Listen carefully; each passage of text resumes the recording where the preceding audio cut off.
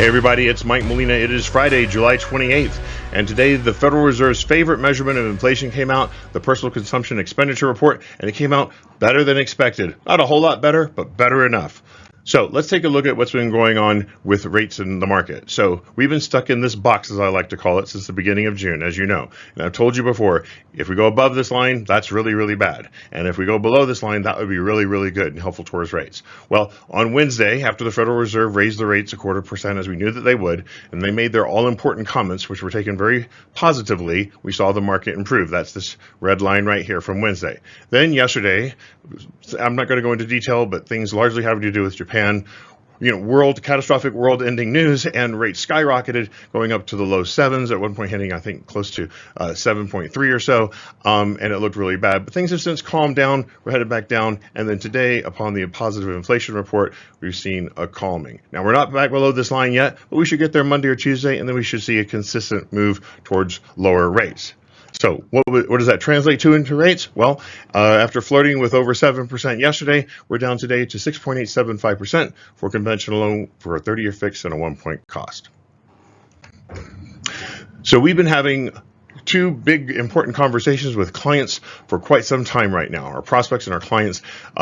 The housing bubble that doesn't exist and the looming housing crash that isn't going to happen, and also interest rates, right? Well, on Wednesday, we talked about why the housing crash / bubble is a myth and it hasn't happened and isn't going to happen. That is because if we look at this chart, which is a household formation versus housing inventory comparison. So in 2008, right here at the height of 2008, when the crash all started, we had 4.04 million housing units for sale in the country, but only 671,000 household formations. You can't have that kind of inventory and such an incredible lack of demand and not expect to have a housing crash, of course, right? This was the number one reason that we had a housing crash in 2008.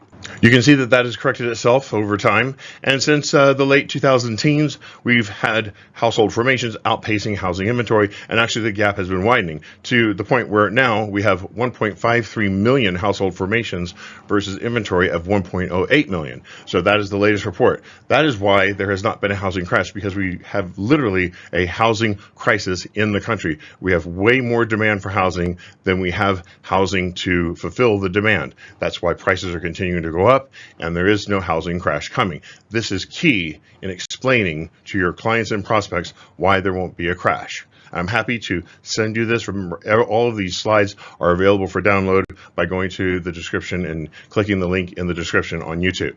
Now, as far as interest rates go, what this chart is a comparison of inflation, which is this blue and purple lines here. It's two different inflation reports, but I just wanted to give you some context. Orange line, which is the 30-year fixed rate, and the green line, which is home value. These gray bars are recessions, okay?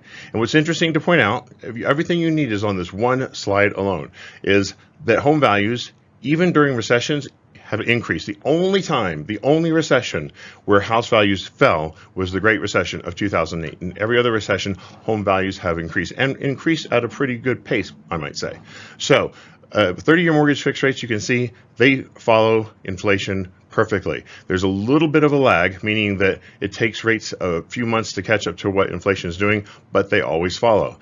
If we blow that up, then you'll see, so this is a 3-year view. You can see that lag even better, where here's inflation, and it starts to, as it's getting ready to turn and go up, rates still slightly coming down, and then they follow it. And this is the point that I want you to see, that interest rates always, since all the way back to the 1960s when they track this stuff, interest rates always follow inflation. So we know if inflation comes down, interest rates will come down too. And this is what you need to be sharing with your clients. This is the last chart. It's the same chart. I just blew it up. This is a 12-month view. You can see the lag even better. Here we have the two inflation lines, the purple and the blue. And here we have the 30-year fixed rate. And you can see, this is why I wanted you to see this, is as we've seen, especially in the past couple months, inflation dropped dramatically, okay?